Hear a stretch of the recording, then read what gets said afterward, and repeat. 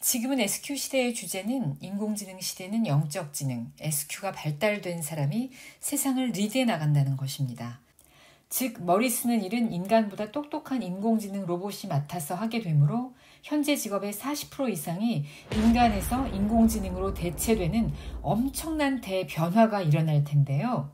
인간은 영적 지능, SQ를 활용함으로써 로봇이 할 수 없는 일, 예를 들면 예술 분야나 종교 분야가 인공지능 시대의 유망 직종으로 떠오르고 있습니다.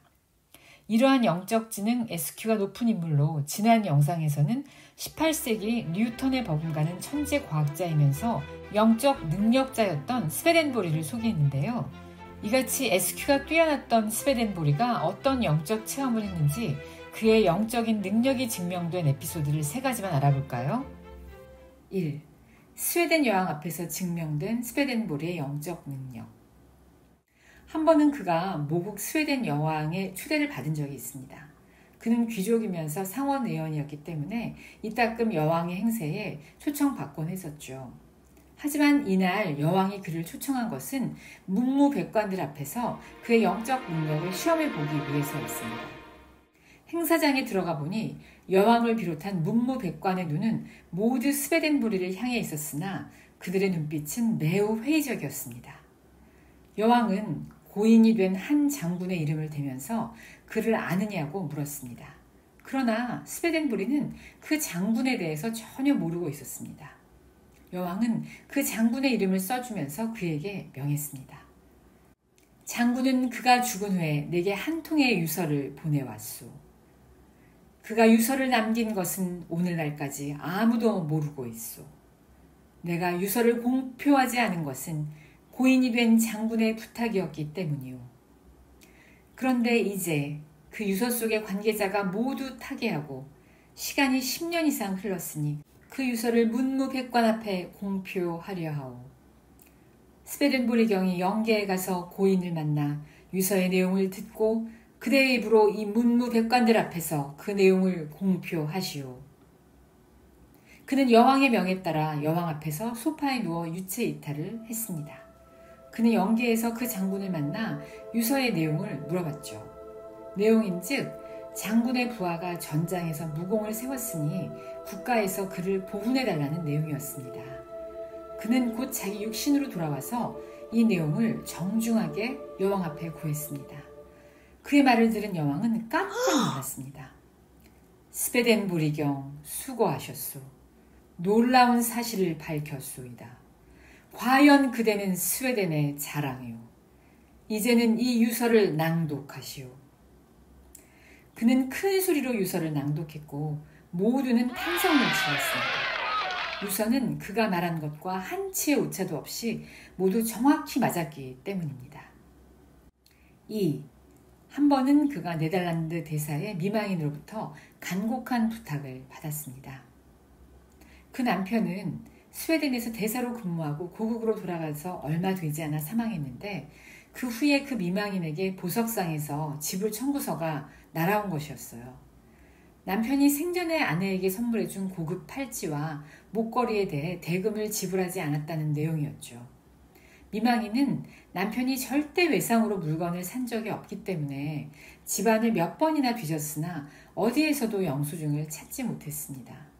그래서 스웨덴보리에게 고인이 된 남편을 만나 영수증의 소재를 알려주기를 간청했습니다. 그 사정이 너무 딱해서 스웨덴보리는 영계에 가서 그 남편을 만나 영수증이 있는 곳을 알게 되었습니다. 이것을 그 미망인에게 말하자 그녀는 몹시 실망했어요. 이미 그 서랍은 몇 번이나 찾아봤지만 아무것도 없었어요. 스웨덴보리는 그 서랍은 이중으로 되어 있으니 서랍의 밑을 뜯어보라고 말해주었습니다. 그 말대로 서랍을 뜯어보니 거기에 중요한 서류와 영수증이 있었습니다. 3. 먼 곳에서 스톡홀름에 일어난 화재를 보다. 한 번은 스웨덴보리가 스웨덴의 서부 도시 고텐버그로 출장을 갔습니다. 친구의 집에 도착해 점심을 먹고 있는데 이상하게 그가 의도하지도 않았는데 입신 상태로 들어갔습니다. 친구는 스웨덴보리가 갑자기 창백해지는 것을 보고 먼 여행에 너무 피곤했나 보다 하고 그를 침대에 눕혔죠. 그런데 그가 입신 상태로 침대에 누우면서 큰 소리로 외치는 것이었어요. 불이야! 불! 큰 불이 스톡홀름에! 그 순간 그의 영체는 자기 육체로부터 분리되어 상공을 날고 있었습니다. 그는 순간적으로 스톡홀름의 화재 현장에 도착했는데요. 화재는 스톡홀름의 서쪽에서 일어나 때마침 불어닥친 강풍으로 점점 퍼져나가더니 스웨덴보리 집 근처로 번지고 있는 것이었어요. 그는 오늘 내 집이 재가 되는구나 하는 안타까움에 발을 동동 구르고 있던 찰나 언제 나타났는지 천사들이 보이기 시작하더니 바람이 점점 약해지면서 금세 불길이 잡혔습니다. 불길은 그의 집으로부터 세 번째 집에서 멈췄습니다. 그는 육신으로 돌아와 이 내용을 친구에게 이야기하니 친구가 깜짝 놀라 고텐버그시의 시장에게 달려가 수도 스톡홀름의 화재에 대해서 보고했습니다. 시장은 사람을 보내서 진상을 확인했어요. 지금으로부터 250년 전의 일이니까 TV는 고사하고 전화조차 없던 시절이었죠. 전령은 마차를 타고 현장에 갔다 와서는 스웨덴보리가 말한 바로 그 시각에 정말로 스톡홀름에서 큰 불이 나서 스웨덴보리가 말한 그대로 그의 집에서 세 번째 집에 멈췄다고 말했습니다. 정말 놀랍지 않습니까? 스웨덴보리는 이처럼 SQ가 뛰어난 인물이었음에도 불구하고 자신의 영적 능력에 대해서 한 번도 자만한 적이 없는 아주 겸손한 인물이었어요. 그는 자신은 아무것도 할 수 없고 오직 하나님께 사명을 받아 천국과 지옥을 오가면서 영계에서 보고 들은 것을 기록함으로써 영계를 볼 수 없는 많은 사람들이 천국에 갈 수 있도록 돕는 역할을 하는 것뿐이라고 말했습니다. 이러한 그의 삶을 통해 우리는 무엇을 알 수 있을까요? 첫째, 우리 눈에는 보이지 않지만 인간에게는 하나님이 창조하신 영혼이 반드시 존재한다는 것입니다. 앞에서 말씀드린 것처럼 스웨덴보리가 10년 전에 죽은 장군을 영계에서 만난 것이나 수천 킬로미터나 떨어진 곳에서 자신의 집이 있는 도시에 화재가 난 것을 알 수 있었던 것은 모두 영체가 실제로 존재한다는 것을 증명해주는 생생한 사건이었습니다. 둘째, 육신이 사는 곳이 이 세상이라면 육신이 죽고 나서 영혼이 사는 곳, 즉 영계가 반드시 존재한다는 사실입니다.